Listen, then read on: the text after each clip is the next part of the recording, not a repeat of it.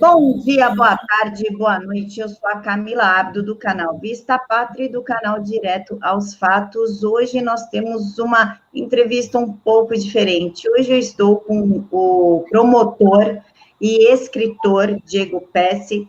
Ele é autor do livro Bandidolatria e Democídio, e com o Daniel Moreno, que é o diretor dos Silenciados, o documentário que deu voz às vítimas, e querendo ou não, é um documentário bem chocante. Eu vou passar a palavra aqui para eles darem bom dia, boa tarde ou boa noite para vocês, e volto com a pergunta. Diego. Bom dia a todos, bom dia, Daniel, bom dia, Camila, um prazer estar aqui com vocês. Daniel. Legal, bom dia, bom estar falando com a Camila e com o Diego aí, bacana. Diego, eu já vou direcionar a primeira pergunta para você, depois o Daniel faz o complemento dele. O Daniel entrevistou o presidente na época, presidente dos Direitos Humanos, Martim de Almeida Sampaio, e ele, durante a entrevista, ele falou que cabe à sociedade, incluindo a família da vítima, bancar o criminoso dentro da cadeia para sua recuperação. Quer dizer, a mãe teve seu filho brutalmente assassinado e ainda é responsável pelo bandido. Como é que você vê isso, Diego, e como que a sociedade lida com isso? Bem, eu gostaria de contextualizar isso tudo justamente dentro do filme, né, dentro do documentário Silenciados, Daniel. E aproveitando aqui para parabenizar, porque é uma obra brilhante, uma obra assim fundamental no Brasil, que eu acho que merece ter uma repercussão muito maior do que ela teve até agora. Né? Em que contexto que surge essa obra, né? que eu tomei conhecimento dessa obra? Quando eu fui fazer o lançamento do nosso livro, ele foi feito em Brasília, num evento do Ministério Público Militar chamado Direitos Humanos das Vítimas. E antes do lançamento do livro, eu faria uma pequena palestra depois, foi exibida a versão curta do documentário, né, que é um filme, e o impacto daquilo foi uma coisa absurda. Né? De modo que quando chegou a minha vez de falar, digo, olha, eu não tenho mais nada para falar, porque tudo que eu queria para dizer foi mostrado, foi mais do que descrito, foi mostrado com todo o seu horror por esse documentário, que é uma preciosidade. Né? Então, esse documentário Silenciados, para quem está nos vendo aqui e não assistiu ainda, ele mostra justamente aquilo que é sonegado, especialmente no meio universitário, especialmente para o pessoal que é estudante na área de direito. Ele mostra familiares de vítimas que tiveram tudo, absolutamente tudo, tirado deles, né, de uma maneira brutal, de uma maneira assim, chocante, desumana, perdem adolescentes com a vida ceifada, a vida é uma grande promessa e é ceifada de uma maneira brutal. Então, esses mesmos familiares, mendigando, não há outra palavra, mendigando justiça, mendigando assim, um pouco de atenção do Estado, né, para que se faça justiça para aquelas mortes, que não sejam consideradas um nada, e sem qualquer perspectiva de que essa justiça seja feita, ou conseguindo cada vez mais a certeza de que aquelas mortes serão impunes. E aí eu acho muito feliz o título do filme, é emblemático, Silenciados, porque o grande silenciado, há uma poesia do Mário Quintana que diz: a primeira vez que me mataram foram levando qualquer coisa minha, na segunda vez que me mataram tiraram um jeito de rir que eu tinha. É justamente isso, são várias as mortes da vítima dentro do processo penal brasileiro. Tem primeiro a morte, aquela vítima do homicídio, e depois, no decorrer do processo, a vítima é um grande deserdado. Então, aí eu chegando, contextualizando a pergunta, você chega para esse mesmo deserdado, para essa família que clama por justiça e não obteve a justiça que ela tanto desejava, que jamais traria a vítima de volta, mas seria ao menos um pequeno alento, né, na vida dessas pessoas. Chega para elas e diz que cabe a elas contribuir para a ressocialização. E quem diz isso muitas vezes denuncia a prisão e é contra a prisão por dizer que não ressocializa. Não é? Então, se ressocializar é melhor, ninguém é contra essa possibilidade, mas e a punição? E a retribuição por aquele mal que foi feito? O mote do filme era esse. Não é um direito do familiar ver os algozes da sua família, o sujeito que perdeu um filho assassinado de uma maneira covarde, né? Essas pessoas que são entrevistadas no Silenciados, elas parecem, com todo respeito, parecem corpos sem alma, elas perderam a alegria de viver, elas são um retrato fiel. Durante os mais de 15 anos que eu atuei no Tribunal do Júri, elas são um retrato fiel dos familiares de vítimas de homicídio. Em relação a elas, não há uma palavra, e isso mostra de maneira muito, muito clara, Daniel, já encaminhando aqui para passar a palavra para ti, a visão muito peculiar e muito seletiva dos direitos humanos que as pessoas têm. Porque em relação às pessoas, ninguém parece se sensibilizar, né? Elas parecem menos humanas do que as outras para os defensores de direitos humanos. E essa reflexão é muito importante. Eu acho que esse filme, como eu falei, é uma preciosidade. Eu acho que os alunos, aqueles que cursam direito, que dizem ter uma visão crítica e querem ter uma visão crítica, eles deveriam exigir que esse filme fosse exibido nas universidades e após o filme, que se fizesse um debate, porque o filme não traz ideologia alguma, ele não traz nenhum pressuposto teórico, não. Ele é uma exibição crua da realidade do Brasil. Aí ele dá voz àqueles que até então sempre foram silenciados. Então, meu comentário inicial seria esse, e eu aproveito para te parabenizar por essa obra maravilhosa que eu espero que seja exibida cada vez mais no Brasil, para que as pessoas tomem consciência da nossa realidade. Então, Diego, primeiro, assim, agradecer, porque para a gente é muito importante, é fundamental esse retorno que você está dizendo. Eu acho, assim, que a gente consiga, com o documentário, tocar as pessoas, né? Sensibilizá-las em relação a esses personagens, a essas histórias, que são histórias, como eu já conversei com a Camila, é uma pequena amostra do que acontece no Brasil, né? Quer dizer, pessoas são mortas banalmente o tempo inteiro, né? Só a gente assistir um dia de telejornal, a gente vai ver que esses casos se repetem, né? Embora eles sejam exemplares, mas eles acabam se repetindo.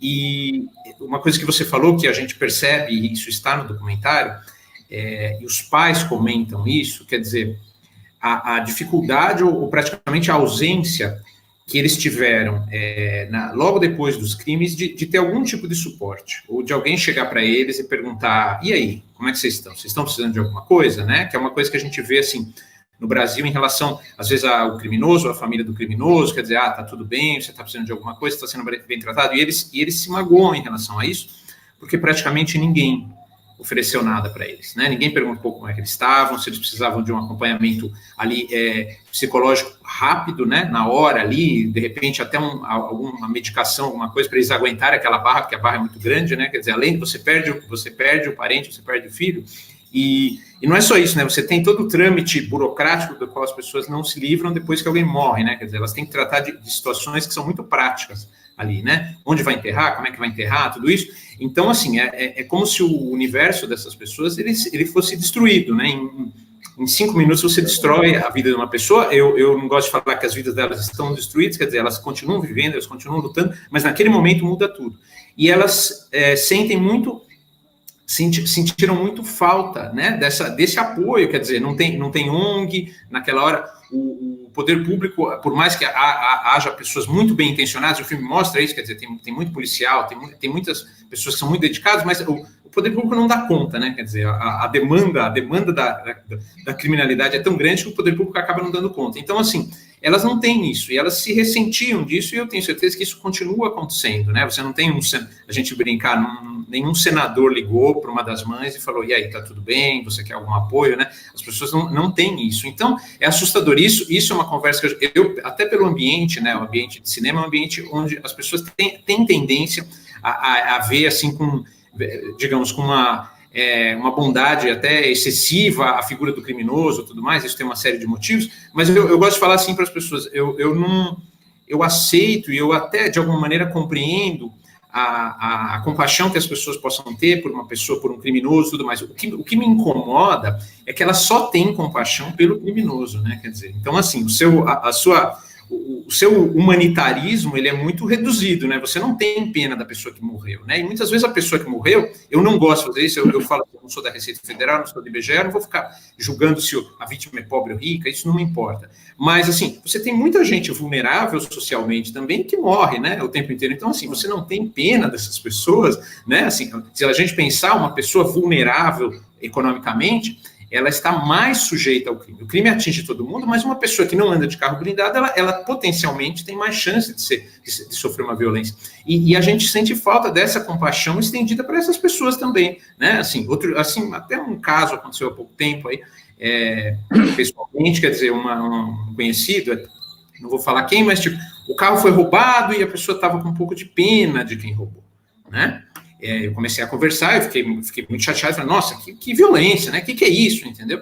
E aí eu sentia que a pessoa tinha um pouco de pena, de compaixão de quem tinha roubado ela. Eu falei, poxa, a gente pensa assim, você é uma pessoa que certamente tem seguro, né? Quer dizer, você vai resolver, é um aborrecimento, mas esse aborrecimento será resolvido. Agora, dependendo do carro que ele roubar amanhã, ele pode estar roubando o carro de uma pessoa mais pobre que ele, que tem que levar um parente para hemodiálise todo dia, quer dizer, que não tem seguro, você não tem pena dessa pessoa, entendeu? Então, eu acho que isso é uma situação muito incômoda, isso está no filme, a dificuldade que um extrato da nossa elite, principalmente a elite intelectual, tem de sentir empatia pelas vítimas, né? Essa empatia não foi cultivada ao longo do tempo e ela continua não existindo. Então, isso é uma coisa que está no filme e é muito incômodo isso, não tem. E eu acho, isso eu já conversei com a Camila, eu acho que a gente tem que expressar esse incômodo, né? Sempre que acontece isso, né? Sempre que a gente percebe esse excesso de leniência, de repente, por um lado, e essa indiferença, essa frieza nessa outra, a gente tem que falar, não, peraí, isso não é normal, a gente não pode aceitar mais isso como normal, porque eu acho que a normalidade, ela distancia a gente de ter uma abordagem melhor a respeito dos problemas, né? Poxa, não é possível isso, né? É uma inversão muito grande e a gente observa no filme com casos que estão ali, estão vivos, né? São casos reais, né? Exato. Eu vou fazer a pergunta para o Daniel. Diego, você pondera, por gentileza. Daniel, você teve a experiência de chamar os direitos humanos da Igreja Católica do Brasil para falar sobre essa falta de cuidado com a vítima. Eles não compareceram. Qual foi a sua experiência e por quê? E, Diego, qual que é a real função dos direitos humanos? Eles começaram com o Pacto de São José, da Costa Rica, mas não era essa função primária de ficar defendendo bandido. Qual seria a real função dos direitos humanos se não tivesse sido subvertido? Então, eu vou começar, né? Então, Camila, eu conversei, eu chamei, né, eu convidei pelo menos 3 entidades, assim, além da OAB, porque eu queria debater essas coisas que a gente está conversando aqui, eu queria conversar, como até durante o documentário eu converso com o representante da OAB, né? E a princípio a receptividade era boa, né? Filme brasileiro, né? Poxa, vamos repetir, de repente vamos repetir. Normalmente, quando você tem isso no cinema brasileiro, tanto documental quanto ficcional, na verdade você tem uma repetição de jargões, né? Quer dizer, as pessoas estão preparadas para ouvir jargões, elas repetem os jargões e elas ficam muito felizes que elas fiquem nessa troca de jargões, de clichês entre elas, né? Quando eles percebiam que não era exatamente isso que a gente ia ter, que eu realmente ia fazer perguntas, né? Elas se retraíam e elas desistiam, elas não queriam conversar, né? Então, eu acho uma coisa também espantosa, né? A gente vem aí de muito tempo, o Diego pode falar isso muito melhor, mas a gente vem já de muito tempo nessa visão, essa abordagem, tanto da criminalidade, quanto de como é que a gente penaliza as pessoas, né? Como é que é a questão do encarceramento, tudo é influenciado por uma visão de mundo que a gente sabe que é bastante ideológica, existe bastante ideologia nisso, marxismo e tudo mais, dessas pessoas, né? Então, elas têm que responder pelo que está aí, né? Eu acho engraçado hoje em dia, isso acontece em muitas áreas, né, no Brasil, hoje em dia você tem um monte de gente, é muito engraçado isso, né? Você tem educação, você tem saúde, você tem na parte econômica, um monte de gente. Nós estamos há mais ou menos 20 anos aí vivendo, todo mundo mais ou menos sendo obrigado a viver segundo uma visão de mundo e de Estado dessas pessoas. Aí elas olham hoje e falam, nossa, a educação está péssima, a saúde está horrível, tal, como se elas não tivessem nada a ver com isso. Pô, então, essas pessoas têm que, de alguma maneira, ser responsabilizadas. Esse pessoal que a gente chama de pessoal dos direitos humanos, e eles começam a tirar sarro disso, né? Eles falam, entendeu? Mas, poxa, aí vocês têm responsabilidade nisso, né? Como se tem educação. A educação que a gente tem hoje no Brasil é péssima por causa das mesmas pessoas que estão reclamando do que qualquer eventual modificação possa estar acontecendo agora. E eu sempre falo isso, eu não sou partidário de não adesismo, eu não fico aderindo necessariamente à corrente política, a partido, nada disso, mas, poxa, a gente tem que ter um pouco de bom senso, né? Esse pessoal governou o Brasil muito tempo. A situação, se hoje a criminalidade chegou no ponto que está, se hoje a gente tem esses problemas, inclusive de encarceramento, de você não ter, né? O Diego sabe disso muito bem, o problema não é que a gente tenha muita gente presa, o problema é que a gente tem crime demais, né? Então, quer dizer, chega uma hora que você não tem mais onde colocar as pessoas, então eles têm muita responsabilidade nisso. Então, eu acho que esse pessoal que a gente chama dos direitos humanos, que na verdade são militantes, e a maior parte deles militantes profissionalizados, né? Assim, quer dizer, eles vivem disso, eles precisam responder por isso, né? Não adianta eles devolverem o problema para a gente e falar, nossa, mas onde a gente coloca esses encarcerados? Não, vocês criaram essa situação, vocês tiveram tempo suficiente se vocês realmente tivessem respostas ou tivessem interesse, né, porque eu acho que existem duas, a gente fala um pouquinho disso nos silenciados, quer dizer, você tem uma parcela das pessoas que são partidárias disso, em relação ao direito humano, esse excesso de garantia para quem comete crime, ingênuas, pessoas desinformadas e pessoas que imaginam que eventualmente aquilo em algum momento vai trazer uma sociedade melhor. Mas você tem gente que não é isso, não. Você tem gente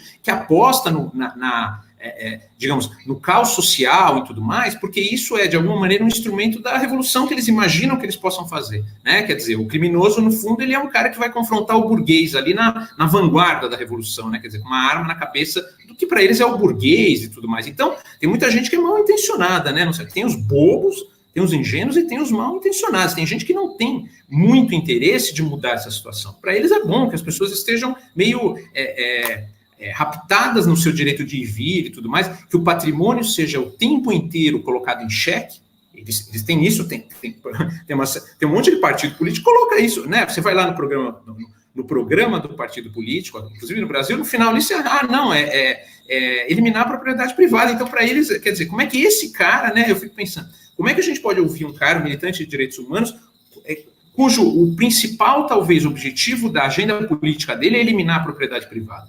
Né? E a gente sabe que a história mostra isso para a gente. Logo depois que você elimina a propriedade privada, você elimina a vida das pessoas, né? Quer dizer, na Alemanha nazista é isso, né? Primeiro você cala as pessoas, aí você toma os bens delas e finalmente você as mata, né? Então, é uma coisa assustadora e eu acho que esse pessoal dos direitos humanos, eles precisam ser confrontados sim, porque o que a gente tem hoje é, em grande parte, decorrência das políticas que eles obrigaram a gente a engolir e que eles implementaram em praticamente 2 décadas, né? Exato. Daniel, abordasse um ponto que eu concordo plenamente contigo. Como é que, quando você denuncia 60 mil homicídios por ano num país, você está automaticamente defendendo os direitos humanos? Não há outra abordagem, não há outra visão possível em relação a isso, né? E aí você pega pessoas que se dizem defensoras dos direitos humanos, e essas mesmas pessoas fazem lobby, fazem campanha para que não existam, para que não haja abertura de novas vagas no sistema penal, né? Não haja novas vagas ou novas penitenciárias para acomodar criminosos.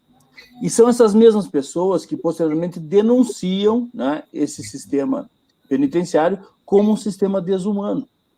Então, o que elas querem, em última análise, é que a impunidade seja erigida à condição de uma garantia fundamental. Isso nenhuma sociedade consegue conviver com esse tipo de coisa, né? Você veja, com 60 mil homicídios, menos de 10% de apuração de autoria. É óbvio que nós temos uma cifra negra e que é em cima disso que a criminalidade no Brasil cresce, não é? E que a maneira de se combater isso é, sim, investigando melhor e punindo os crimes. Mas esse ponto jamais é tocado, não é? Os direitos humanos, eles têm essa seletividade, por exemplo, em relação a uma vítima policial. Quantos policiais vítimas nós temos? Não se ouve nada, absolutamente nada. Nós temos um genocídio dos policiais brasileiros sem comparação com qualquer outra polícia no mundo. E agora se começa um movimento dentro da própria polícia, né? Os heróis do Rio de Janeiro e agora os heróis do Brasil estão fazendo, para mostrar o que acontece, para mostrar o sacrifício desses policiais. Então, sem sombra de dúvida, e respondendo também a pergunta da Camila, essa é uma questão ideológica. Ninguém em sã consciência pode ser a favor da tortura de um preso ou a favor de que um preso seja mantido em más condições ou em condições desumanas, até porque são nessas condições desumanas que cresce a criminalidade organizada, onde se propicia o recrutamento de presos pelas organizações criminosas. Agora, ninguém também, em sã consciência, pode ser contrário à efetiva punição de crimes como homicídio, latrocínio, estupro, tráfico de drogas e associação para o tráfico, todos esses crimes graves que passam impunes no Brasil. Ninguém em sã consciência pode ser a favor que, em nome do um alívio da pressão do sistema penitenciário, esses crimes deixem de ser apurados e punidos com prisão, como são em todo lugar do mundo. Né? Nós não podemos inventar uma jabuticaba que, de repente, o Brasil é o país que não pune ninguém. O Brasil, né? Temos aí no Rio de Janeiro, por exemplo, 1 a cada 53 roubos com autoria apurada, segundo a estimativa do jornal, né? 3 assaltos por minuto nas capitais, um índice baixíssimo de resolutividade, e ficamos com esse discurso pseudo-humanista, né? No sentido de que nós temos que preservar que o bandido, na verdade, é uma vítima da sociedade. Pelo amor de Deus. Né? Diego, uma pergunta. Desculpa, uma pergunta. Sim? Você tem em algum outro país uma situação parecida com a brasileira? Quer dizer... Não tem padrão de comparação. Criminalidade... assim, né, transformando uma história longa numa história curta. Nós temos basicamente 3 abordagens que podem ser dadas em nível criminológico, né, para a questão criminal. Uma delas remete à análise das causas remotas do crime. Né? Temos que ter educação, saúde, melhorar as condições, né, tal, ecologia criminal. Nós temos que ver melhorar a condição do bairro, dar mais educação para as crianças, etc, etc. A segunda abordagem diz o seguinte: olha, isso aí tudo é muito bom, é muito bonito, mas nós temos que atacar diretamente a opção pelo crime, temos que inibir a ação criminosa de uma maneira objetiva. Né? Nós fazemos isso com policiamento, inteligência, padrões mais modernos de policiamento, uma punição eficaz, né? Fechar o cerco da criminalidade. Essas duas correntes aqui, colocadas de uma maneira muito sintética, né? Pelo amor de Deus, essas duas correntes, elas não são excludentes. Porque você veja, você pode não ser contra dar melhor educação, dar melhores condições de saúde, nada disso. Perfeito. Né? E, por outro lado, até que, digamos que isso venha a funcionar, não é, um dia, até que isso aconteça, também não se pode ser contra um combate efetivo da criminalidade, não pode ser contra a polícia atuar de uma maneira mais proativa, né? Uma justiça célere, todas essas questões que se colocam para um combate mais eficaz ao crime. Mas há uma terceira corrente, e esse é o grande perigo, que é a que você abordou aí, né? Que é a criminologia radical, criminologia crítica, que ela não parte daquela visão, daquelas teorias chamadas teorias do consenso, né, que a sociedade há um consenso em torno do que é certo. Mas, para ela, o criminoso é um agente de libertação. Para ela, essa superestrutura é uma superestrutura que oprime o criminoso, e ele é um agente libertador. Né? Isso não é nenhuma novidade, isso você pega no arquipélago Gulag, Solzhenitsyn já denunciava isso aí como algo sendo utilizado por Stalin na Rússia, né? na União Soviética. Então, você veja, essa terceira corrente, essa terceira abordagem criminológica, ela é altamente nocível. Porque ela predomina no Brasil, é isso? Ela predomina. Exato, ela parte no Brasil, como tudo que não presta, parece que vinga aqui de uma maneira... tudo que é ruim é pior aqui, né? Tudo que é ruim é pior aqui, exatamente. No Brasil, ela frutificou muito. Não é? Essa é uma teoria do conflito. Então, você pega, por exemplo, nós citamos até um exemplo no livro, um crime de roubo, né, o Tribunal de Justiça dizendo que, na verdade, o sujeito que roubou, ele é uma vítima da sociedade, que a sociedade tem uma parcela de culpa, etc, etc. Né? Mais recentemente, quando a escritora Márcia Tiburi falou da lógica do assalto, né? Esse tipo de pensamento. Ali ela colocou de uma maneira muito simplória, então o pessoal chocou mais. Mas o que ela colocou ali é exatamente aquilo que o Tribunal de Justiça do Rio Grande do Sul, há 20 anos atrás, havia dito. Houve um outro sujeito há pouco tempo que pregou a revolução no semáforo, não sei se você recorda, que isso é o latrocínio, não é? Então, esse tipo de visão, que as pessoas sequer conseguem disfarçar mais, é uma visão altamente nociva. E é isso que a gente sempre procurou denunciar e dizer que tem que ser corrigido, né? O que acontece, eu não sei se aconteceu com você também isso, é que é muito difícil para as pessoas que têm essa visão defendê-la de uma maneira clara, dizer, olha, não, nós entendemos realmente. Então, nós tentamos te rotular com algum rótulo infamante, né? Nossa, ele tem um radical, mas não é nada disso. Você denuncia com toda tranquilidade. Eu desafio alguém a provar para mim que você pode construir uma sociedade que prospere, né, premiando crimes como esse, ou deixando de ser nenhuma, né? Na história a gente não tem isso, não existe isso. Historicamente, quando acontece isso, quando esse tipo de coisa é tolerado, a gente tem o barbarismo, né? Então, esse equilíbrio entre civilização e barbarismo é uma coisa muito, muito tênue, e quando você começa a permitir, o Mário Ferreira falava muito bem disso, começa a permitir a corrupção daqueles elementos que mantêm a civilização em pé, você acaba descambando para isso. E o Brasil, né, que é aquele negócio que o peixe não vê a água. O Brasil está há muito tempo com 60 mil homicídios por ano. Para pensar assim, em 15 anos são 800 mil pessoas mortas. Isso é um escândalo, isso é nível de guerra, né? E nós acostumamos, né? Nós parecemos assim, estamos anestesiados em relação a esse fato, perdemos a sensibilidade. Isso tem que mudar, né?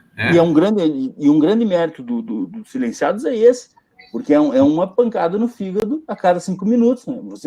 Você é chamado necessariamente para a realidade. Uma coisa que você falou que eu acho que é importante, Diego, é a gente lutar contra esse, porque o que esses militantes, o que essa militância faz?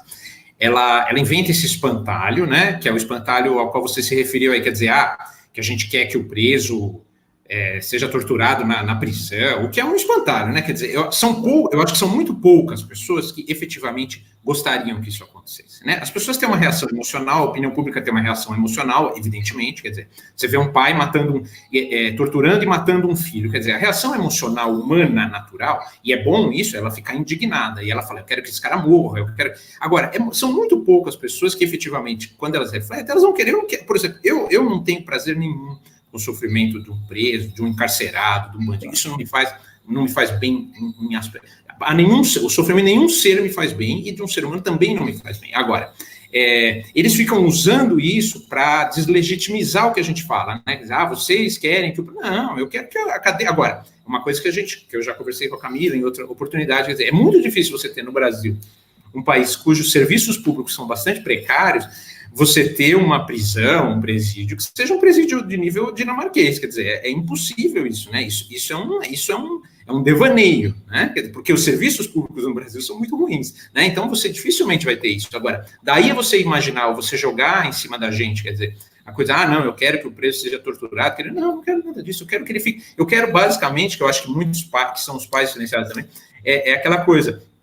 Enquanto esse cara estiver preso, ele não está matando alguém aqui fora. Quer dizer, isso já é, de alguma maneira, um benefício para a sociedade, né? O que a sociedade ganha do cara estar preso? Não, ela ganha que, pelo menos durante aquele período, ele não vai recometer o crime que ele já cometeu antes. Isso já é alguma coisa para a gente, né? E a gente tem entre os pais do silenciado... Oi, desculpa. Então, a gente tem entre os pais do silenciado... As pessoas ficam preocupadas porque alguns desses homicidas, eles vão sair em algum momento. Né? Eles provavelmente vão sair, talvez brevemente sairão. Então, assim, a gente tem eles têm uma preocupação que é pessoal com eles, quer dizer, como é que eu faço? Eu vou encontrar esse cara o cara que estuprou e matou minha filha, eu vou encontrar ele na esquina do meu bairro, né? E em relação às outras pessoas, quer dizer, como é que você garante que pessoas tão violentas, porque eu acho que aí é uma questão pessoal minha, entendeu, Diego? Eu acho que o problema é a gente tem que ser contra a violência. No momento que alguém comete uma violência, essa pessoa está sujeita. Eu, pelo menos, eu sou partidário da não violência. Quer dizer, não pode ter violência, né? É o que você falou. Problemas sociais existem. Uma criança que for criada o tempo inteiro, eu penso a violência como uma linguagem. Os pais ensinam a linguagem da violência, o vizinho ensina a linguagem da violência, é evidente que ela vai usar a violência como idioma mais tarde. Agora, isso não pode nunca ser um pretexto, né? No momento que você passou do limite, passou a ser violento, você está sujeito a uma reação violenta também. Então, quer dizer, a gente fica muito chocado com isso, porque são criminosos extremamente violentos. Quer dizer, um pai que que tortura e mata o próprio filho. Quer dizer, esse cara, será que em algum momento da vida dele ele vai poder viver aqui com a gente fora, com a gente tendo uma garantia mínima de que ele não vai fazer isso de novo? Nós não estamos falando de um cara que eventualmente uma vez, porque isso é uma outra arma da esquerda, né? Quer dizer, juntar todo mundo no mesmo saco, né? Todos os criminosos no mesmo saco. Então, mas a mulher que roubou meio quilo de carne, entendeu? E o cara que estuprou e matou o filho dele. Não, peraí, são casos muito diferentes. Esses caras não são pessoas que estavam com fome, roubaram um pão de forma no supermercado e saíram correndo. Nós não estamos falando disso, nós estamos falando de pessoas extremamente violentas. Então, quer dizer, a gente fica muito preocupado com o que possa acontecer com essas, inclusive com as pessoas silenciadas, quando esse pessoal começa a sair da cadeia, porque eles vão sair, né? Esse é um ponto fundamental com relação à dificuldade de estrutura da cadeia. A maioria das pessoas não sabe, mas nós temos uma coisa chamada FUNPEN, que é o Fundo Penitenciário Nacional, que tem recursos, e não são poucos, em torno de 3,5 bilhões de reais para investir em presídio. Aí você vê como é uma opção política, sempre foi uma opção política isso. Desde 2011, o Conselho Nacional de Justiça recomenda que, sob pena de responsabilidade, esses valores sejam aplicados na construção de presídios. E há uma resistência, um lobby muito forte para que isso não ocorra. Então, aí eu vendo o documentário Silenciados, quantos daqueles homicídios foram praticados por pessoas que deveriam estar presas já, pessoas com inúmeros antecedentes, né? Exatamente. Então, quando nós denunciamos no nosso livro Democídio, é justamente isso que a gente fala, o democídio é a morte do povo com a colaboração do próprio Estado. Então, o Estado brasileiro ele é cúmplice na medida em que ele assume para ele o dever da prestação jurisdicional. Diz, olha, a segurança de vocês é comigo. Tanto é comigo a segurança do Estado que eu vou desarmar todo mundo. Né? Exatamente. Fazer desarmamento, não vão ter medo que eu vou garantir. E aí, qual a garantia que ele dá? Ele coloca essas pessoas em condições de delinquir contra uma população totalmente desarmada. Armada. E essas pessoas fazem o que bem entendem e o Estado não as coloca de volta no seu devido lugar, que seria o sistema prisional. E por que o Estado não faz isso? Porque ele se encarregou de desmantelar esse sistema prisional e ele denuncia o próprio desmantelamento que ele causou. Então, ele diz, olha, não dá para prender porque as nossas prisões são as belas, nossas porcarias, né? Mas como é que foi? Porque eu não investi nada.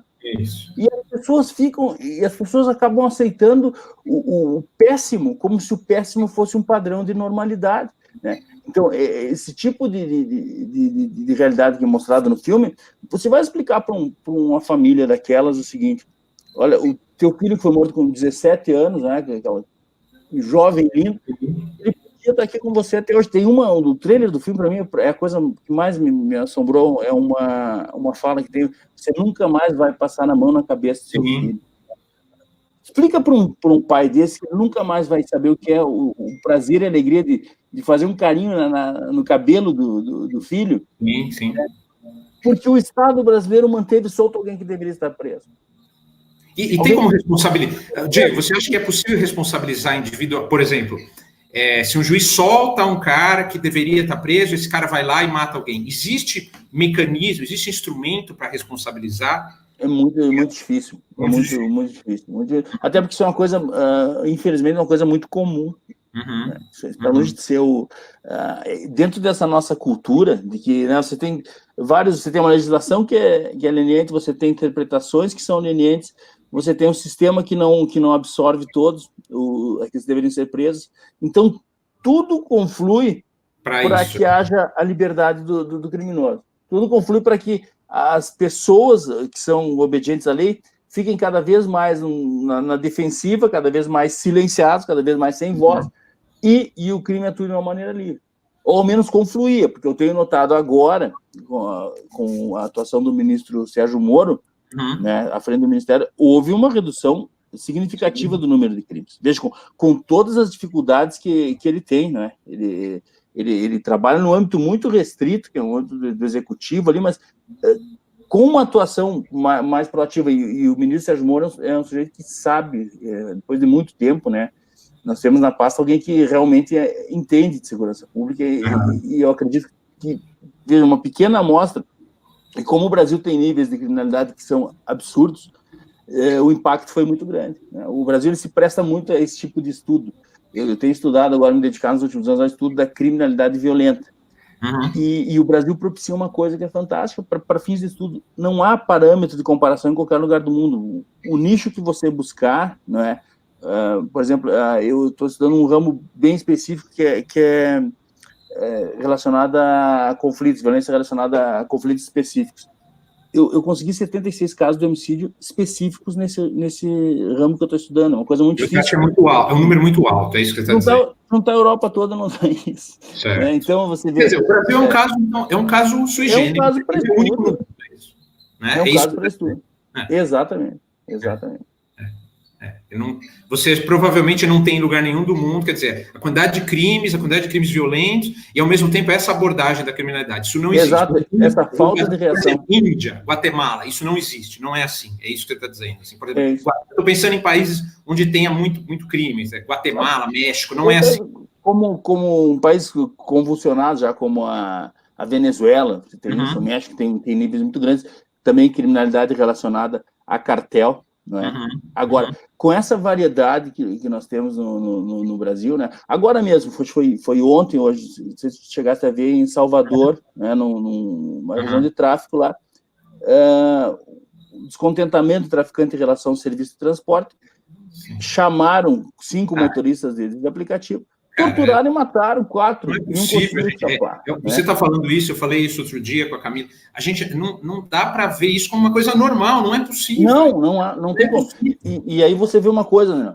Não existe vácuo de poder. Né? Onde sai uma ordem, você critica essa ordem que a gente tenta implementar, esse modelo de lei e ordem, de obediência à lei, de respeito, tira esse modelo, outro vai tomar conta. Qual que toma conta nessas comunidades? É o modelo de força, né, imposto pelo narcotráfico. Sim. Por que a lei do narcotráfico é respeitada não só na comunidade onde o sujeito vive, como também na cadeia? Porque ela é certa e a punição é terrível, é rápida e implacável. Então, não há muita variedade de pena. A maioria da pena é pena de morte, né? Ou tortura e morte. Então, por que o maior estuprador do mundo, o maior ladrão do mundo, por que chega na cadeia o sujeito se comporta? Porque lá a pena é séria. E aí aqueles mesmos que são detratores do nosso sistema, que dizem, esse sistema é um sistema fascista, é um sistema que oprime, é um sistema... Né? Eles, diante de quadros como esse do narcotráfico, tomando conta do narcotráfico, impondo leis, determina quem pode morar, quem não pode morar, quem tem que sair da favela, diante disso eles silenciam. Quando não, elogiam, dizem, olha, a paz aqui na cidade tal está sendo mantida em razão de um acordo com a facção criminosa tal. Mas isso é uma coisa doente mental, meu Deus do céu. Não tem como você argumentar com um sujeito que diz que a paz está sendo mantida em razão da boa-fé numa facção criminosa. Isso, quer dizer, é uma maluquice, né? Você falou uma coisa, Diego, que eu tenho notado também, é a coisa da reincidência, né? E é um problema que a gente vê em relação à esquerda. A esquerda ela faz isso o tempo inteiro.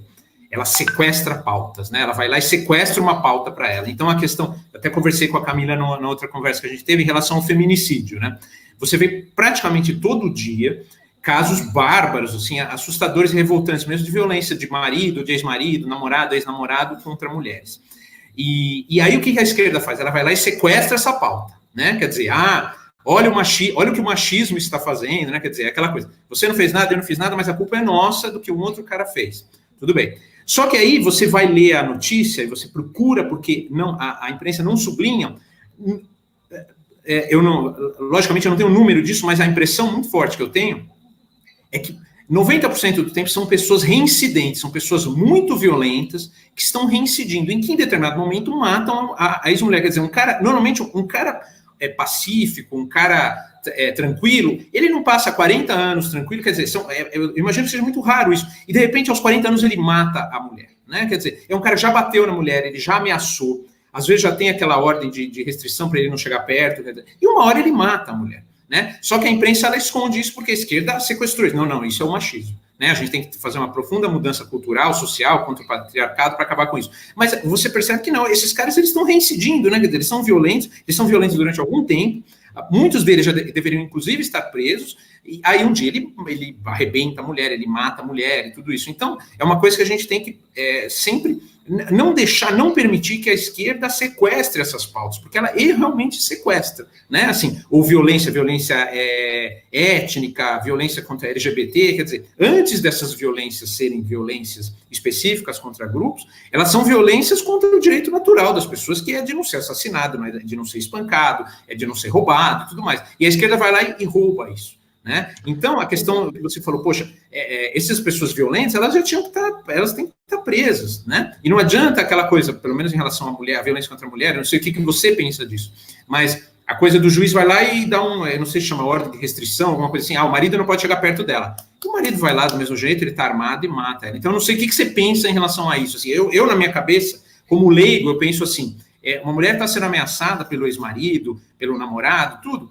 ela precisa de uma arma e de uma licença para usar a arma, porque se ele chegar perto dela, ela espanta ele, e se ele continuar perto dela, ela atira nele. Essa é a minha visão. Eu não consigo enxergar outra maneira de você evitar, quer dizer, de você agir antes, né? Agir antes que a mulher seja assassinada. E elas são assassinadas normalmente depois de serem muito tempo ameaçadas, né? Eu não sei o que você pensa disso. Assim. Eu penso justamente, Daniel, que a simples condição de ser humano deveria ser o suficiente para que você recebesse todas as garantias, né? Não precisa pertencer a nenhuma categoria especial. Você ser humano é o suficiente. E você veja, com relação à questão do armamento, nós citamos, inclusive, na nossa obra, um estudo nos Estados Unidos muito sério sobre isso, sobre o ganho em segurança pública que você tem em razão do armamento, né, do armamento feminino, né, que é uma coisa que efetivamente garante segurança. Né. Então, e a Lei Maria da Penha tem uma peculiaridade, você veja, ela ainda é mais severa, ela oferece mais ferramentas para a garantia do direito da vítima do que a legislação ordinária. Então, é paradoxal isso. As pessoas celebram, e eu acredito até que com razão, algumas evoluções da Lei Maria da Penha, porque ela é mais eficaz, ela permite a prisão por crimes que o restante da legislação não permite, pelo descumprimento dessas ordens de afastamento. Então, ela tem um pouco mais de eficácia. Mas aí eu pergunto, por que não estender essa eficácia para outros casos? Por que só para a Lei da Maria da Penha? Por que não em todas aquelas circunstâncias, e o juiz ele tem capacidade para avaliar isso, e é por isso que existe um juiz para cada caso concreto, por que não dá para o Judiciário, para o Ministério Público, essa ferramenta da possibilidade de prisão preventiva em relação a outros casos? Né? Por exemplo, se há alguém sendo ameaçado por outra pessoa de forma reiterada, e essa outra pessoa, de fato, representa um risco grave, um risco sério, por que não estender para hipóteses além daquelas tratadas pela Lei Maria da Penha? Então, nesses casos, como você falou, são pinçados, nós vamos pegar essa pauta aqui, agora isso aqui vai ser punido, né? Essa determinada pauta, isso aqui vai ser punido de uma maneira mais grave. Acaba funcionando melhor. Mas aí, automaticamente se silencia sobre isso para que não se estenda em relação a outros crimes. É mais do que provado que um endurecimento da repressão, né, sempre deixando claro isso, observadas as garantias do acusado, sem dúvida, mas o endurecimento da repressão, ele é eficaz em termos de contenção da criminalidade, né, ele tem essa eficácia. Só que ele é aplicado em casos bem específicos, em pautas selecionadas, né, e quando reafirma sua eficácia nessas pautas, ele é esquecido em relação a todo o resto. Você tem muita razão nesse ponto aí, Daniel. Diego, deixa eu só fazer mais uma pergunta, aí a gente volta para a Camila. O que você acha, assim, eu não sei até onde você pode ir nessa resposta, mas eu vou fazer a pergunta. A gente fica na dúvida, essa coisa de quanto o juiz como figura individual pode fazer a diferença nisso. A gente tem dois lados, né? Ao mesmo tempo que a gente vê o juiz como digamos, ele é um servidor público de elite, quer dizer, altamente qualificado, a maneira como ele é escolhido é um processo bastante lento, bastante rigoroso, né? Só que, ao mesmo tempo, você ouve assim, não, o juiz não pode fazer nada, né? Ele tem que meramente aplicar a lei, quer dizer, há muito pouco. Então, me parece uma ideia contraditória, né? Quer dizer, ele é um cara ele precisa ser extremamente qualificado, extremamente bem remunerado, porque o que ele faz é muito importante. Mas, ao mesmo tempo, ele não pode fazer diferença nenhuma. Então, eu queria saber a sua visão, quer dizer, como é que fica? Como é que é o meio disso daí? Ele realmente não pode fazer nenhuma diferença? Né? Onde, na maioria das vezes que eu ouço essa afirmação que o juiz não pode fazer nada, são em casos polêmicos, né? Casos, contextualizando, assim, casos, foi concedida a liberdade de um criminoso e o juiz disse que não poderia ter agido de forma diferente. Tem que ver o seguinte, o Código de Processo Penal, especialmente, ele estabelece as hipóteses, né, em que é cabível a prisão preventiva. Então, tem alguns obstáculos que realmente estão além da capacidade do juiz, né, quantidade de pena, tipo de pena aplicada, pena de reclusão, etc. E tem outros que não, que são critérios da avaliação do juiz no caso concreto. Então, uma maneira segura, sempre que se colocar essa questão que o juiz poderia ou não ter feito diferente, é avaliar qual foi a decisão em grau de recurso. Porque certo. O tribunal não faz nada que o juiz não pudesse ter feito. Então, sempre, por exemplo, o juiz fulano soltou, né? E eu não estou nem entrando no mérito se ele soltou bem ou soltou mal. Soltou o criminoso X. Tudo bem. Dá uma repercussão tremenda, o juiz vai lá, não posso fazer nada porque a lei assim determina.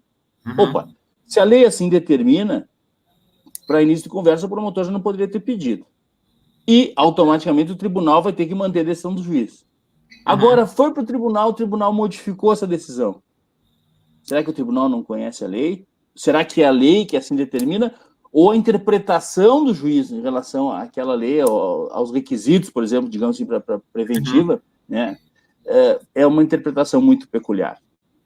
Então, é uma questão muito extensa, muito complexa para responder sem estar baseado num caso concreto. Mas esse me parece um critério seguro para a população, para o leigo em geral, quando se vier com a questão. Né? O juiz não poderia fazer nada. O tribunal fez diferente dele. Se o tribunal fez diferente é porque talvez, ou muito provavelmente, ele pudesse fazer. Ele pode ter sido tímido, de repente tímido na hora de fazer a leitura da lei, assim, no caso. Da Exato. Como eu falei, o exemplo que eu dei aqui antes me parece bem emblemático, né? Que é um exemplo que eu sempre cito. O magistrado que considera que o autor de um roubo é uma vítima da sociedade. Né? Que a pena tem que ser diminuída em razão disso. Isso não é uma interpretação muitíssimo peculiar. Né? Não está na lei. Não está na lei, né? Tem que considerar isso, né? Você interpreta, ele vai dando densidade à lei de acordo com um determinado viés. Então, por isso é necessário, isso acarreta um problema de segurança jurídica, né? Porque nós temos o mesmo Código Penal, o mesmo Código de Processo, e interpretações muito variadas, dependendo de quem for o julgador. Então, Diego, mas aí você acha que a gente começa a mudar isso como? Isso se muda na universidade de Direito, é isso? Aquela velha história, né? Tudo passa antes pela cultura. Nós temos, eu acho que um longo caminho, não acredito realmente em soluções assim, milagrosas. O Brasil está trilhando esse caminho há muitos anos. Olha, quando eu ingressei na universidade, já era assim. Né? Então, assim, isso é cultural. As pessoas têm que estudar, claro, não estamos fadados a viver dessa maneira para sempre, mas as pessoas têm que ter uma visão, tem que ter pelo menos acesso à visão que é divergente dessa visão hegemônica, né? E muito estudo, muitos seminários, muitos congressos, tem que estar aberto, tem que ter, acima de tudo, honestidade intelectual para enxergar isso aí e conceder naquilo que entenda que, eventualmente, o outro lado pode ter razão, né? Você pode admirar o outro lado, mesmo divergindo pontualmente dele. Eu acho que esse seria um caminho. Nós não temos como desfazer uma doutrinação desse tamanho da noite para o dia. Então, para recobrar a sanidade, para que a gente, pelo menos, tenha novamente um equilíbrio, e não falo apenas no plano judicial, né? Isso afeta quem faz a lei, afeta, inclusive, quem sofre, com os exemplos que você deu. O sujeito foi assaltado e a racionalização dele é que ter pena daquele que assaltou, pelo amor de Deus. Que isso? Como é uma maluquice. Vai dizer que o sujeito, o coitado dele, levou meu carro. Isso, assim, é uma perversão completa da mente do sujeito. É Alice no País das Maravilhas, né? Tudo é o contrário, né? Assim, é isso. Exatamente. Daniel, eu queria que você comentasse como é que você percebeu, qual foi a sua percepção com a leniência com os menores de idade, e, Diego, por que há essa leniência com menores de idade? Né? Então, Camila, eu acho que são algumas situações, né, quer dizer, que a gente percebe conversando com as pessoas e tudo mais. Eu acho que a tendência à vitimização, né, assim, a facilidade com que você divide, como se fosse possível, quer dizer, em relação ao menor, falando especificamente do menor, a gente tem acho que 3 casos de se os criminosos não silenciados são menores, essa tendência que você tem a dividir a consciência, né? A consciência do menor, quer dizer, o menor ele pode, a gente sabe, eu não estou falando nenhuma novidade, mas ele pode, eventualmente ele pode votar, ele pode até mudar de sexo, de orientação de gênero e tudo mais, mas se ele atira numa pessoa na rua, aquilo não, a consciência dele não tem dimensão do que ele está fazendo, né? Então é uma maluquice isso, claro que é uma maluquice.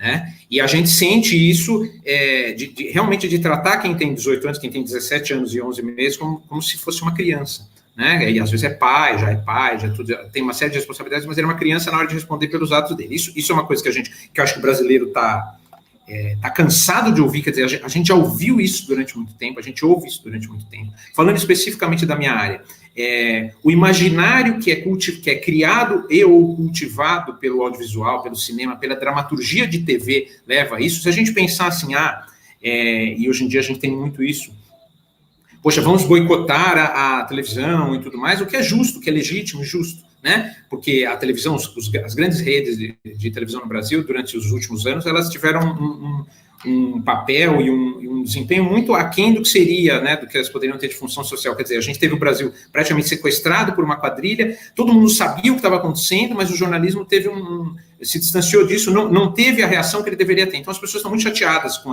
as redes de televisão, com razão, né? Agora, eu acho que simplesmente a gente fechar os olhos para uma novela que 40 milhões de pessoas assistem, quer dizer, isso não vai ajudar a lidar com o problema, nem resolver o problema. Então, assim, o que a gente tem? Se a gente observa as novelas, a dramaturgia de TV, principalmente da principal emissora, você tem uma cultura, falar aí do Diego, bandidolatria, quer dizer, de você pegar esse bandido e colocar, ele alçar ele a uma condição que não é a condição da realidade, quer dizer, ele vira um herói da resistência e tudo mais, e isso de alguma maneira, você tem praticamente uma geração inteira que cresceu em cima disso. No cinema nacional, a gente tem uma tradição disso também, uma tradição que vem de muito tempo, né? Se a gente pegar modernamente, a gente tem, pelo menos, vamos pensar, Lúcio Flávio, Passageiro da Agonia, quer dizer, é um filme do final dos anos 70, começo dos anos 80, um filme bom, um filme muito famoso, um filme que tem consistência como cinematográfica, né? E ele tem essa coisa do bandido como herói, um herói da resistência, né? E isso virou uma regra no cinema brasileiro. Então você enfia isso na cabeça das pessoas, Pichote, né, que é um menor, no caso é um menor, você vai enfiando isso na cabeça das pessoas durante 20 anos, as pessoas começam a esquecer, a perder noção das coisas, né? O Diego pode comentar disso, eu não vou falar de casos exatamente, mas me parece que em muitos países do mundo, a criança, muitas vezes, ela é julgada e ela é penalizada pelo crime, não pela idade dela, né? Assim, então, no Brasil, a gente tem isso, até 18 anos a pessoa não tem como se responsabilizar. Isso vem muito, falando da minha área, desse imaginário. O imaginário foi construído, ele continua acontecendo. Você assiste hoje uma televisão, você vai ver ali na novela a forma como uma glamourização da figura do bandido, né? E uma descriminalização dele, né? Quer dizer, o que ele está fazendo tem alguma motivação, tudo. E então isso acaba atrapalhando. É assustador isso. Como o Diego falou, isso não vai mudar do dia para a noite. Agora, eu acho importante a gente observar com um senso crítico aguçado, né? Quer dizer, está tendo uma novela, a novela está novamente glamourizando a coisa da comunidade, né? Porque a comunidade é sempre assim. Não é o cara só que trabalha, que tá lá. Não, é o bandidinho também, ele é colocado ali como um herói, né? Então a gente tem que ter um senso crítico e apontar isso, falar, não adianta a gente fingir que não está acontecendo. Não, a novela não está acontecendo. Não, a novela está acontecendo, né? A maior parte das pessoas que estão assistindo televisão, que estão assistindo novela, elas não estão, digamos, nesse nível da discussão que a gente está fazendo aqui. São pessoas, elas trabalham o dia inteiro, elas chegam, às vezes, à noite em casa, e elas querem ter uma diversão ali. Então, quer dizer, um pouco daquele imaginário vai impregnar essas pessoas. Então, é muito preocupante, a gente tem que estar de olho nisso. E no cinema brasileiro, e na dramaturgia audiovisual, por que a dramaturgia audiovisual é muito importante? Porque ela preenche o imaginário que as pessoas têm, né? A imagem é uma coisa muito forte, porque ela trabalha no emocional das pessoas. Então, ela vê aquilo 10, 15, 20 vezes, ela começa a achar aquilo uma coisa natural, né? A gente tem o Cidade de Deus, que é um filme brasileiro de muito sucesso, e quem se lembra do filme, sabe que em determinado momento tem a coisa do traficante bom e traficante mau. Então tem um traficante que é meio mauzão no filme, mas tem um traficante que é muito gente boa, né? E que é uma figura lendária, uma figura que não existe na realidade, aquele traficante gente boa, né? Assim, uma coisa que só o cinema cria aquela imagem. Só que aquela imagem fica muito forte na cabeça das pessoas, no imaginário, e as pessoas respondem emocionalmente muitas vezes as coisas. Né? Então, é um negócio preocupante. Falando da minha área, assim, é muito preocupante essa questão do imaginário que foi construído e foi cultivado ao longo desse tempo. Né? Perfeito. O professor Olavo de Carvalho tem um artigo magistral sobre isso, chama-se Bandidos e Iletrados, né? Onde ele trata dessa promiscuidade entre a arte e o crime, com a arte incensando o crime de maneira a tornar mais palatável para a sociedade.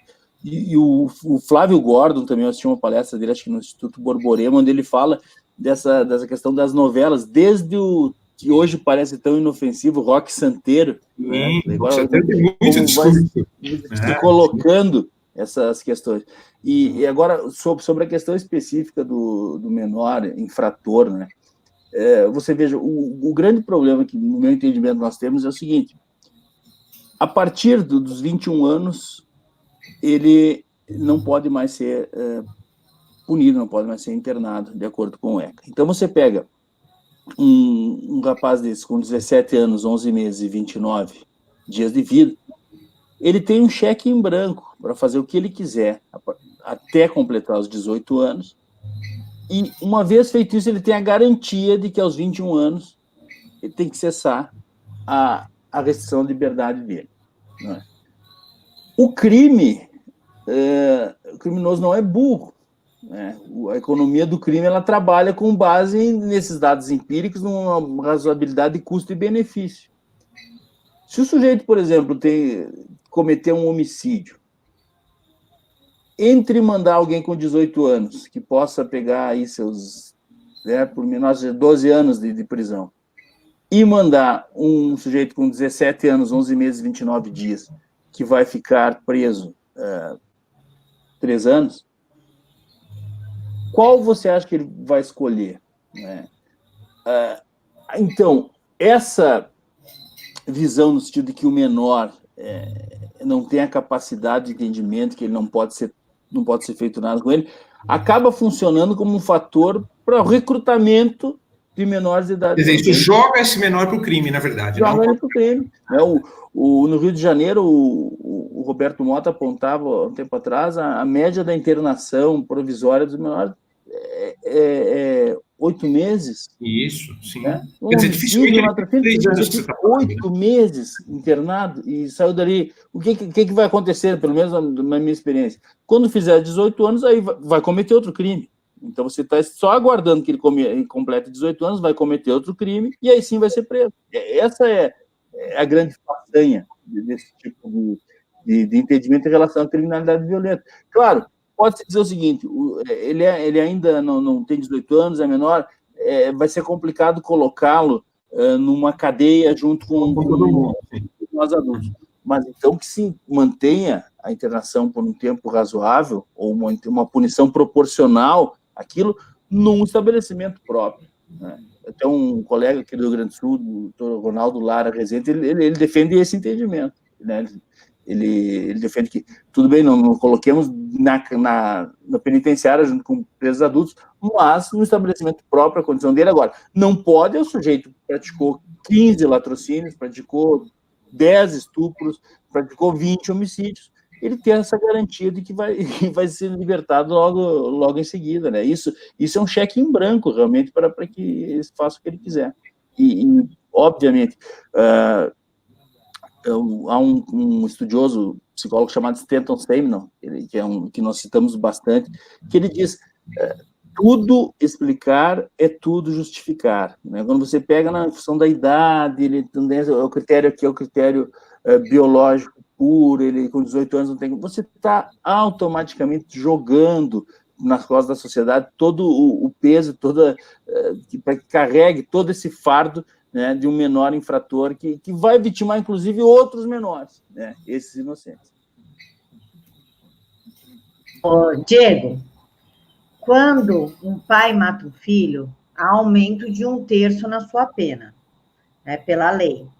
Nos silenciados, e o Daniel vai te explicar melhor o que aconteceu, um pai pegou o Nicolas, de 6 anos de idade, torturou o menino e matou. A sensação de impunidade que a mãe tem referente ao caso dele é gritante. Você sente a dor da mãe do Nicolas. Por que a lei não está sendo efetivamente cumprida? Eu desconheço os dados específicos desse caso aí, não sei, ele já foi julgado? Sim, ele foi condenado, mas acho que como é regra, né? Quer dizer, num nível muito abaixo do que eu acho que acho que eventualmente a tortura que ele torturou o menino, aquilo não foi considerado, quer dizer, a perícia não considerou, entendeu? Então, a sensação da mãe evidentemente, de injustiça, de impunidade. Ele chegou a ser preso algum dia, preso, né? Uma coisa, um detalhe que ela fala no filme, que aí é um detalhe humano, assim, ela ter ficado um pouco até humilhada, quer dizer, ela muito magra, né, na hora do julgamento, e o ex-marido dela um pouco contrariando esse senso comum de que a cadeia é sempre uma masmorra, tudo, eventualmente ela mas não necessariamente, o tempo inteiro. Ele está muito bem, ele está bronzeado, ele está mais gordo, né, então, quer dizer, isso é uma coisa que para ela foi muito triste, né, assim, foi muito chocante para ela, né, de ver como ele estava bem, né, na cadeia, ele estava muito bem. Isso é um calvário, né? Esse tempo todo que eu atuei no júri, eu tive a oportunidade de ver isso, e eu sempre que eu pude, eu dizia para os familiares que você tem que ser muito honesto com o familiar da vítima. Eu sempre disse, olha, eu não tenho ideia do que vai acontecer. Sobre o que vocês estão passando, assim, eu não tenho como dimensionar isso, por mais, está muito além da minha capacidade imaginativa. Mas você vendo as pessoas, você sabe que é uma coisa absolutamente terrível, e que o julgamento no plenário do júri, para muitas pessoas, é um calvário, né? Porque não raro você tem ali a memória da vítima, ela é objeto de análise, né? E é feito ao passo em que o criminoso é pintado como um santo, se tenta colocar a vítima, que já pagou seus pecados, porque eventualmente tiver, já está morto, não há pena maior do que essa para ser imposta, mas se tenta colocar, eviscerar o passado da vítima e tripudiar em cima dele. Então, realmente é uma coisa muito, muito tocante. Eu imagino a dor dessa mãe, e é a dor de muitas mães no Brasil. A gente teve essa convivência, e sempre que acontece uma morte, assim, é uma coisa que para quem viveu já a realidade do crime, de atuar na área criminal, a gente sabe, e você deve ter passado por isso, Daniel, como é doloroso. Se você partilhar, você receber um pouco dessa carga, dessa dor que essas pessoas têm.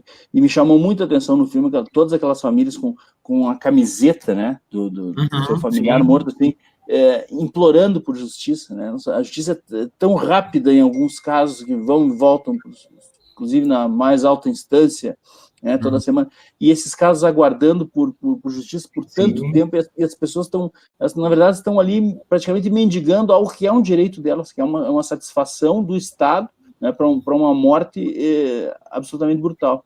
Agora, Diego, só uma pergunta, aí é uma visão pessoal sua em relação à sua experiência e ao estudo que você faz, que você tem feito. É claro que cada caso é um caso, mas você imagina que, por exemplo, um pai que tortura, que quebra os dedos do próprio filho, que o mata, que oculta o cadáver. Você acha que, baseado na sua experiência, na sua análise, você acha que uma pessoa dessa pode voltar a viver em sociedade de uma maneira... Na minha opinião pessoal, minha opinião pessoal, tá? Não falo... Minha opinião pessoal, não. Assim, independente de qualquer exame mais aprofundado, né? Existem determinados crimes que... Não gostaria de falar em pena de morte. Infelizmente, a prisão perpétua também é vedada, mas eu acredito que uma pena perpétua, para casos assim, seria o mínimo, sabe? Não tem condições, um crime desse tamanho, né, passar impune. E nós temos vários, isso aí está longe de ser uma exceção, né, no nosso meio, mas, minha opinião pessoal, no mínimo, uma prisão perpétua teria que se aplicar. Você acha razoável, então, tanto do ponto de vista jurídico quanto filosófico, que a gente filosoficamente, sim. Juridicamente, eu acho uma coisa muito difícil em face da nossa Constituição Federal. Da Constituição, né? Mas eu acho que... Dentro da filosofia do direito, você acha que seria uma coisa razoável a gente pensar? Sem dúvida nenhuma.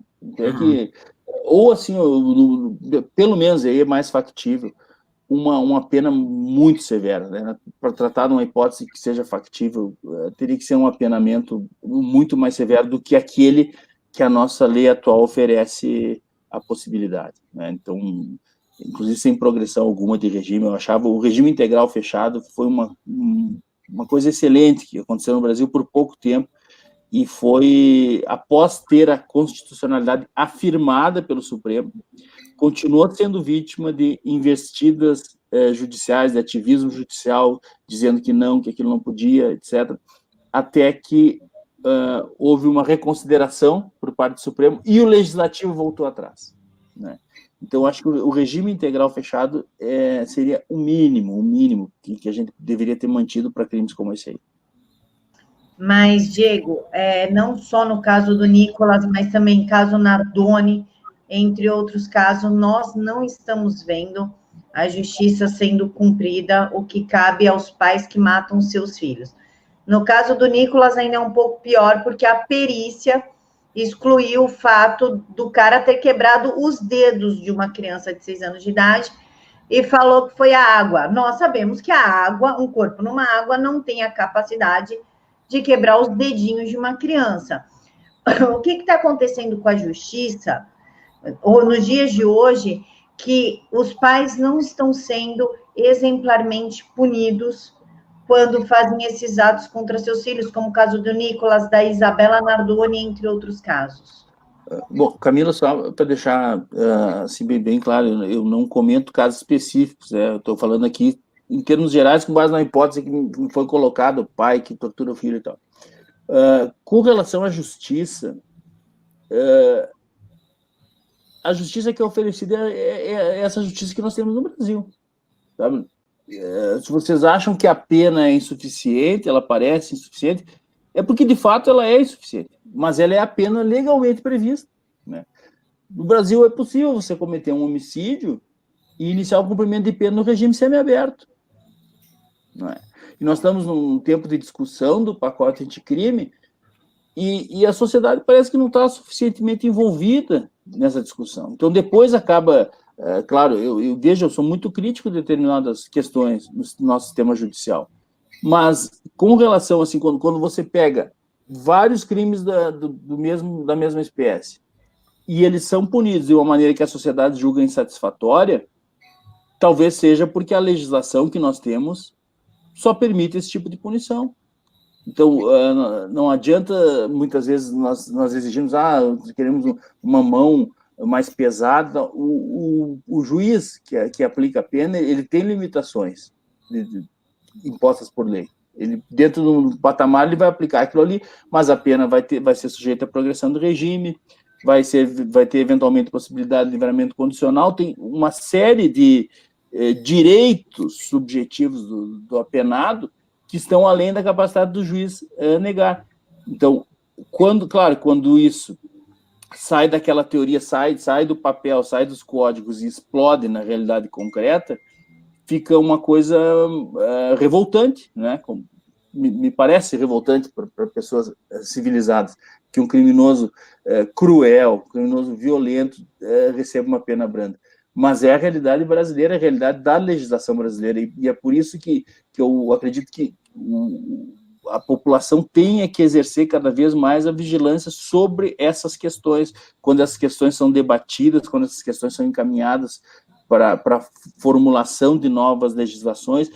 São questões sérias demais para serem deixadas apenas na mão de poucas pessoas, né? E é justamente por não se possibilitar essa participação, esse entendimento da sociedade sobre o que está acontecendo, que o país criou esse verdadeiro abismo entre uma oligarquia política, jurídica, acadêmica, e uma sociedade que fica atônita vendo índices criminais absurdos, vendo uma impunidade sem parâmetro no resto do mundo, e sem entender nada, né? Muitas vezes, mas isso aqui, a nossa lei, a nossa justiça não está agindo corretamente. Não. A justiça está entregando aquele prato cuja receita ela recebeu, né? Essa receita é uma receita de impunidade. Daniel e Diego. Daniel comenta e o Diego pondera como promotor. que vocês acham sobre o desencarceramento, o indulto de Natal e agora o perdão judicial que vai acontecer no Natal? Eu vou falar aí rapidamente como cidadão, quer dizer, é difícil a gente... Eu até compreendo, né, em relação à coisa do dia das mães, dia dos pais, que a sociedade fica muito irritada, às vezes, de ver que o cara matou o filho e sai no dia dos pais, né, que na verdade não é o feriado para todo mundo, né, quer dizer, não é especificamente para o crime dele. Agora, eu vejo, eu me sinto um pouco, eu acho que a gente chegou num ponto que as pessoas estão muito ofendidas, elas se sentem muito ofendidas com isso, com razão, né, como quando, acho que foi no Ceará, há um convênio entre o governo, as empresas de ônibus e os presos que estão no semiaberto não vão precisar pagar passagem de ônibus, quer dizer, isso, por mais que procure se justificar isso de alguma maneira, a gente chegou num ponto que isso vira um assinte para a sociedade, é uma ofensa para a sociedade. É claro que existem uma série de explicações aí, históricas, técnicas, para você chegar naquilo, mas as pessoas se sentem muito ofendidas. Neste momento, isso é muito ofensivo. Neste momento, dar passagem de graça para um preso do semiaberto é ofensivo, né? É difícil você explicar para uma pessoa que não cometeu crime que ela vai pagar o ônibus e uma parte da passagem dela vai financiar a passagem da pessoa que cometeu o crime e eventualmente até contra ela própria. Então é muito complicado, a gente fica muito ofendido, né? O indulto tem uma coisa em relação também a policiais que de repente mataram em serviço, tudo eu não tenho muito como comentar, mas eu acho que em geral é um sentimento de indignação, né? Quer dizer, tem coisas que você não faz, né? A gente chegou num ponto no Brasil que não é uma situação de normalidade. Então, determinadas coisas você não pode fazer. Você tem que. Eu acho que o Estado, o império das leis, eles deveriam, em tese, pelo menos, inspirar o melhor nas pessoas. E hoje não é isso que acontece. Hoje você desestimula que as pessoas sejam honestas, sejam pacíficas e sejam, principalmente, para mim é uma coisa muito importante, não violentas, né? E quando essas pessoas não são inspiradas pelo poder, esse poder vai perdendo a legitimidade, né? Essa legitimidade já é questionada, quer dizer, na comunidade já não existe essa legitimidade, né? Quer dizer, as pessoas... quando a polícia aparece numa comunidade, numa favela, as pessoas, elas não gostam, elas repudiam aquilo, não, polícia, vai embora daqui, né, a gente não quer vocês aqui. E as pessoas que não estão numa comunidade, quer dizer, elas também não vão enxergando mais legitimidade no poder que está aí. Isso é complicado, né, quer dizer, a gente paga imposto, aquela coisa, é um clichê, mas a gente paga imposto para quê, né, quer dizer, no mínimo para se sentir seguro, no mínimo para a gente... ter a noção de que quem é nosso representante, quem está lá, quem está colocando a lei em prática, ela está do nosso lado, né? Agora, vira um escárnio isso. Boa parte do tempo parece que essa classe política, tudo, ela escarnece um pouco das pessoas, né? O indulto, me parece, no decorrer dos anos do Brasil, ele foi tendo sua finalidade desvirtuada. O indulto, ele tem finalidade humanitária, né, para crimes específicos, para condições específicas, presos idosos, presos com doença, né, para crimes já com um determinado tempo de pena praticamente cumprido, levando em conta uma série de considerações. O que acontece? Ao longo dos anos, se foi deixando mais elástica essa interpretação, até que chegou a um ponto que se estava indultando tudo, né? Crimes violentos, com nada de pena cumprida, com criminoso sem problema algum. E, obviamente, isso foi apontado na época, essa generosidade no indulto, cada vez mais de maneira a contemplar criminosos do colarinho branco, né? Então, aquela história, jogou a criança fora junto com a água do banho. Para beneficiar o colarinho branco, você acaba também beneficiando um monte de criminosos violentos, né? E tudo isso nesse contexto de violência absurda que nós temos e impunidade. Claro que isso gera uma revolta imensa, né? E essa cantilena do desencarceramento já está arquiprovado, que meu colega e amigo Bruno Carlos tem uma série de artigos sobre o mito do encarceramento em massa, mostrando por A mais B, em primeiro lugar, que o Brasil prende muito pouco. Em segundo lugar, que as pessoas que são presas no Brasil entram num sistema de porta giratória. Proporcionalmente, está entrando por uma porta e tem um preso saindo por outra. Então, não se prende pouco e se mantém muito pouca gente presa daqueles criminosos que deveriam realmente estar lá. Porque, veja bem, Camila e Daniel, a conta não fecha. Com 60 mil homicídios por ano e menos de 10% de autoria apurada, não estou nem falando de condenação, de autoria apurada. 1.800.000 assaltos por ano. 3 assaltos por minuto só nas capitais. 50 mil estupros por ano, em média. Tá? E eu tenho uma população carcerária, em 2016, o segundo Conselho Nacional do Ministério Público era em torno de 400 e poucos mil presos efetivamente atrás das grades. É óbvio que não há superencarceramento. É óbvio que o Brasil prende muito pouco. Então, essa ideia do superencarceramento, ela é vendida com base naquilo que nós já falamos aqui. Sucatearam o sistema penitenciário e aí parece que tem muita prisão. Proporcionalmente no mundo, o Brasil não é. O Brasil tem uma população carcerária imensa, em primeiro lugar, porque está entre os países mais populosos do mundo, e em segundo lugar, porque ele é o campeão mundial em criminalidade. Né? Então, proporcionalmente, a sua população, o Brasil não tá super acima dos outros em relação ao ranking de prisões. Isso é uma justificativa, é um engodo que se vende para os incautos, para que eles acreditem que punir não resolve, que não há nada mais para fazer no Brasil, quando a única coisa que o Brasil, efetivamente, acho que ainda não experimentou, é tentar punição eficaz daqueles que cometem crimes. Daniel, você começa respondendo e o Diego, como promotor, dá a opinião dele, pondera o que você falou. Liberação de drogas e armas, bom ou não?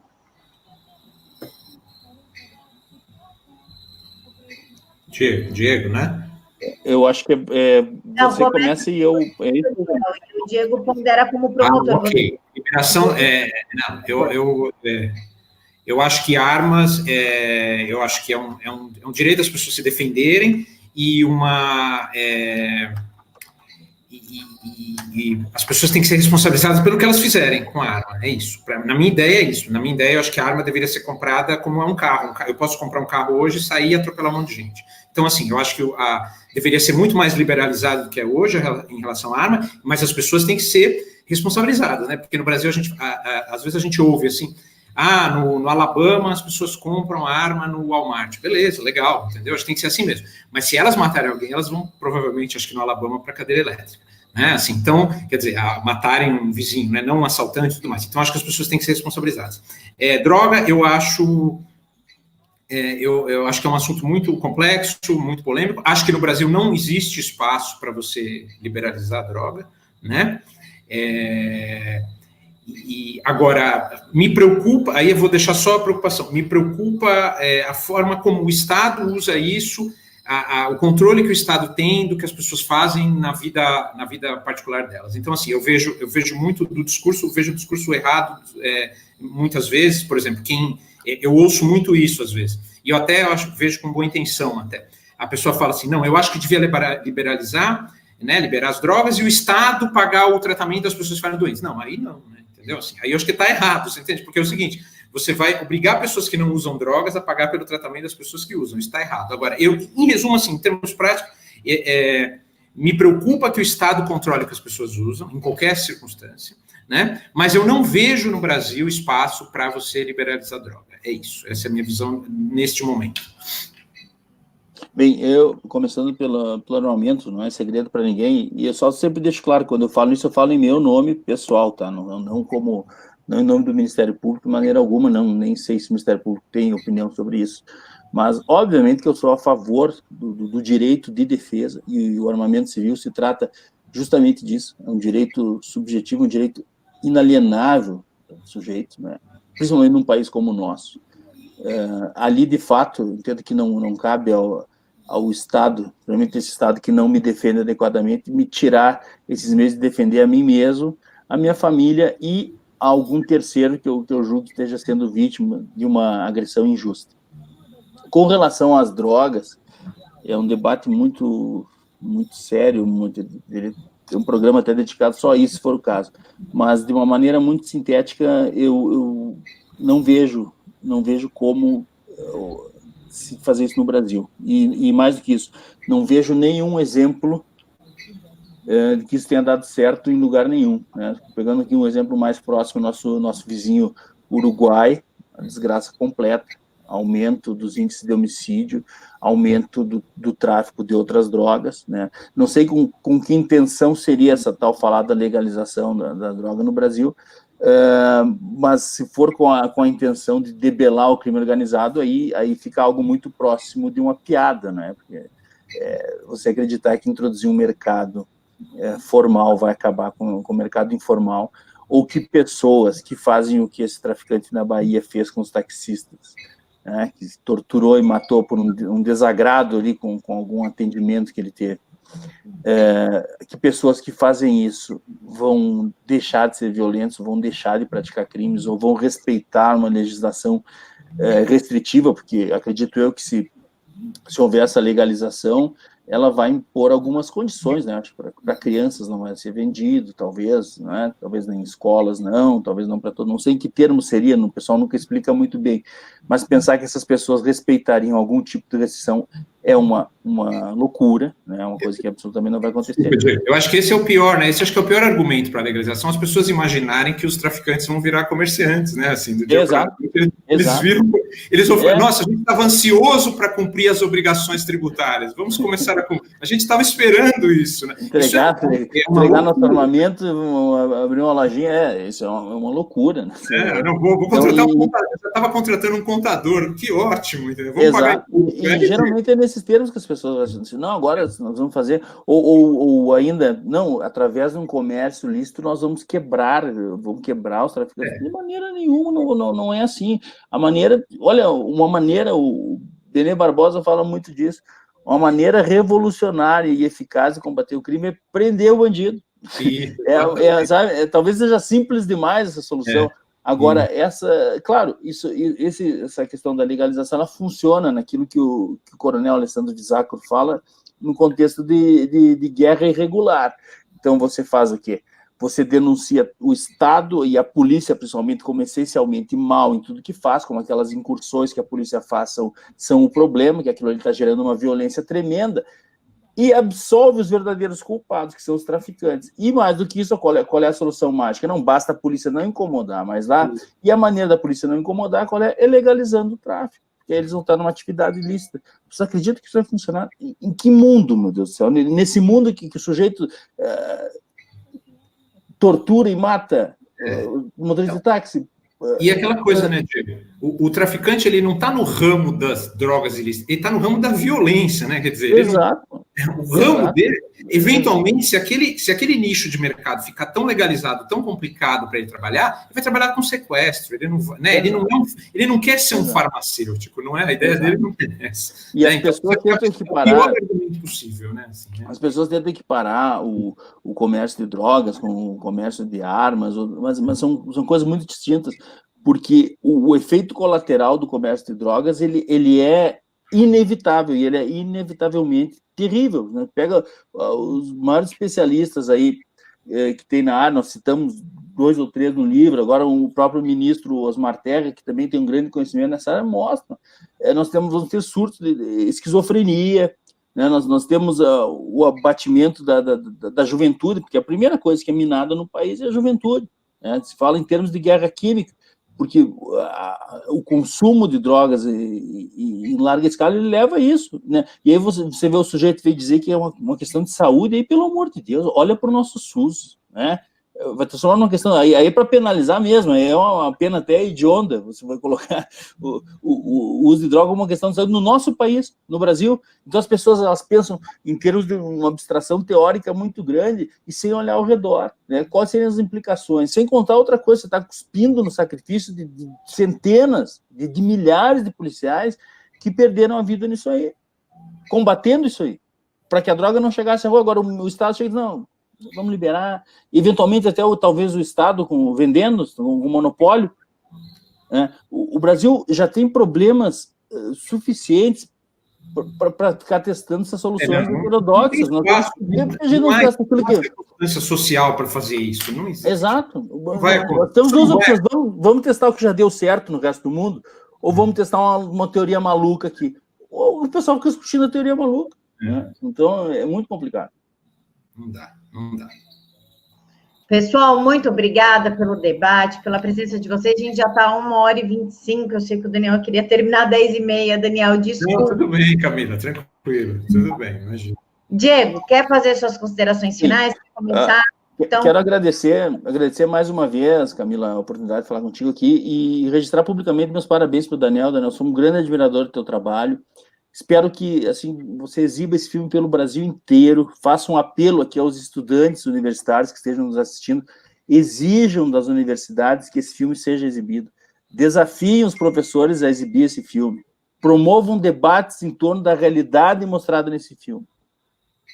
Se vocês querem ser críticos, se vocês querem ser revolucionários verdadeiramente, experimentem assistir Os Silenciados.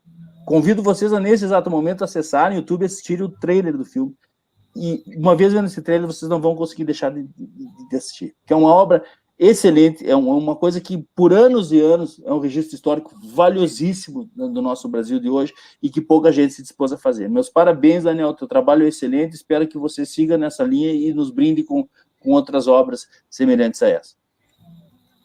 Legal, Diego. Eu agradeço. Acho que a admiração é mútua. Você é um cara que tem uma visão dentro da sua área. Você é uma raridade. Você talvez não vá falar isso, mas eu posso falar. É muito raro alguém que tenha a percepção que você tem, que tenha vencido os clichês, porque é muito fácil você estar numa área que é dominada por um tipo de pensamento e você vencer os clichês. Precisa de muita coragem, precisa de muito estudo. Então, assim, a admiração é recíproca. Agradeço aos elogios pelos silenciados. Fico muito feliz das pessoas lembrarem, pensarem e remeterem ao filme, né? E a gente está sempre aí à disposição para conversar, para mostrar, para exibir o filme onde for. Quem quiser exibir o filme é só falar comigo. A gente cede a cópia de graça, não tem problema nenhum. E foi muito bom. A Camila também, com mais essa iniciativa, sempre muito gentil com os silenciados. Foi muito bacana. E a gente está aí sempre para conversar e para tentar fugir. Eu acho assim, vencer os clichês, né? Quer dizer, a esquerda, aí falando especificamente da esquerda, a esquerda, ela monta como se nós fôssemos espantalhos de pessoas que querem torturar e querem matar e que são insensíveis socialmente e tudo mais, é tudo besteira, não existe isso, né? Assim, só que a gente não é idiota, a gente observa a história, a gente observa a realidade, a gente sabe que muitas vezes as doenças que a esquerda aponta existem, mas os remédios que ela propõe matam o doente, né? Então a gente sabe, não, peraí, existe problema social? Existe. Mas não é estimulando ou sendo leniente com a violência que você vai resolver esses problemas. Os problemas vão piorar só, né? Então, eu acho que a gente está um pouco aí e pensar sempre na coisa da não violência, né? Assim, da gente tentar sempre ter a não violência como um padrão civilizatório, de como as pessoas convivem, elas podem divergir e tudo mais, mas elas não têm o direito de ser violentas umas com as outras. E quando elas são violentas, elas se tornam... elas acabam ficando vulneráveis a receber uma violência de volta, que de repente é da polícia, né? Quer dizer, você não pode ser violento, porque a polícia eventualmente vai usar de violência para coibir você. Então, acho que isso é importante, da gente pensar sempre na questão da não violência, né? Obrigado, é isso.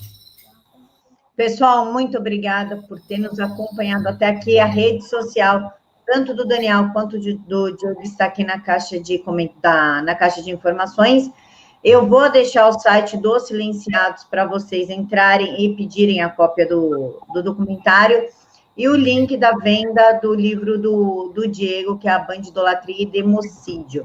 Quero lembrar para vocês que o canal tem Apoia-se, é só clicar e ajudar a gente. Fiquem todos com Deus e até mais.